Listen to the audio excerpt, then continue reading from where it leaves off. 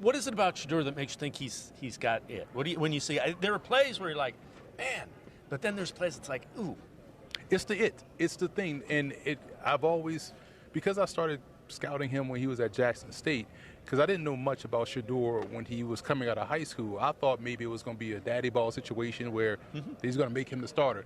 But then you watch him out there, and after like the first couple of drives, I'm like, all right, that was a good throw. That was a good read. And then the next game, I'm like, man, that's a really good read, really good throw.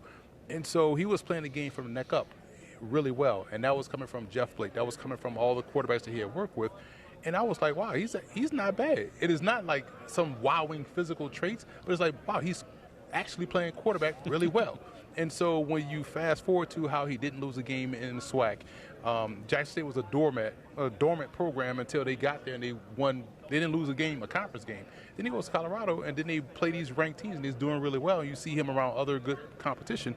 So, and we all stayed up like, 3 in the morning Iraq time, watching these doggone Colorado games I was, right? And they backed up on their own 10, needing to drive to stay in the game, and he's driving them down the field. So it's those moments that I like most, because obviously they'll have people that have stronger arms, that are faster, that are thicker, but it's about how you manage the game when the game is on the line. We saw that against Cincinnati, where he didn't have the best game. He didn't have the first half was awful, and when they needed him to lock in, he locked in, and I thought that's what we've seen at Jackson State in Colorado.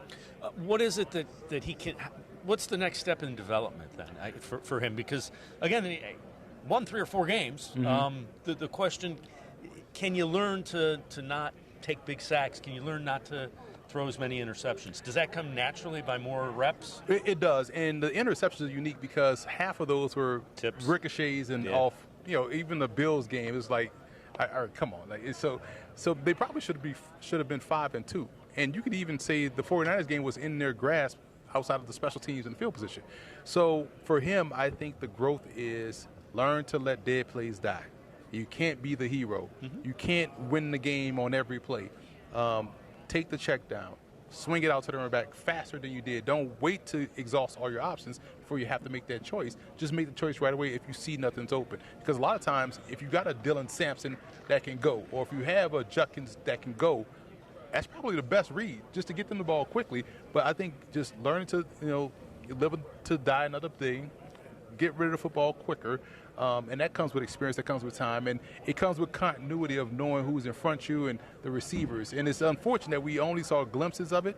We didn't see it sustained, and I think that's all due to health. I mean, the last time we saw him throw to David Njoku was a touchdown pass, and then Njoku was out for the season. So it's like, you want to see consistency from that point, but also just learning to let dead plays die.